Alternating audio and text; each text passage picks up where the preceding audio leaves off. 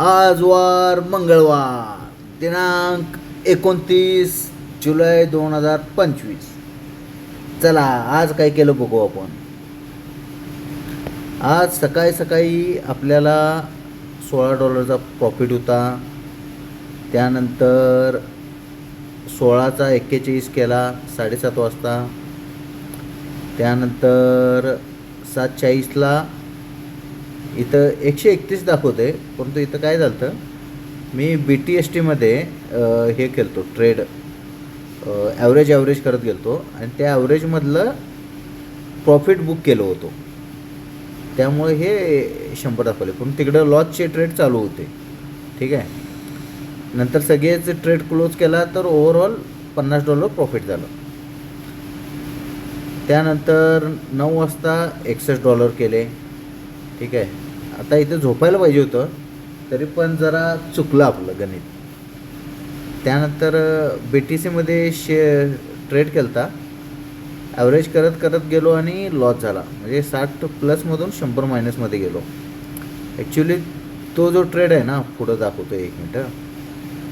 हा इथं हे इथून मी त्याला ॲव्हरेज करत आलतो, वर जाईल वर जाईल वर जाईल वर जाईल वर जाईल. मग शेवटी इथं 600च्या आसपास इथं मी लॉस बुक केला, एक्झिट झालो. जसा मी एक्झिट झाला त्यानंतर जर बघितला की नाही तुम्ही, तर तो गेला डायरेक्ट 723ला.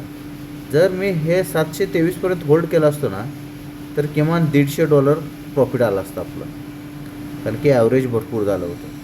ठीक आहे. $100 लॉस घेतला आणि गप बसलो. त्यानंतर लगे एक ट्रेड घेऊन -68 केलो 9:30 वाजता आणि झोपून टाकलो. ठीक आहे.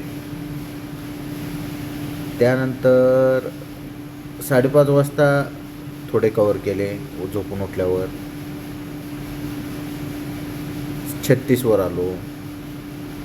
त्यानंतर 6:30 वाजता 36च होते. 8:45 वाजता $5 आलं आणि फायनल एवढा -$3. म्हणजे आज काय केलं, आज ना कमवलं ना गमवलं. ठीक आहे. ठीक आहे. एखाद दिवस चालायचा आपला, प्रत्येक दिवस काय आपला सारखा नसतो. करू, होईल, सगळं करू.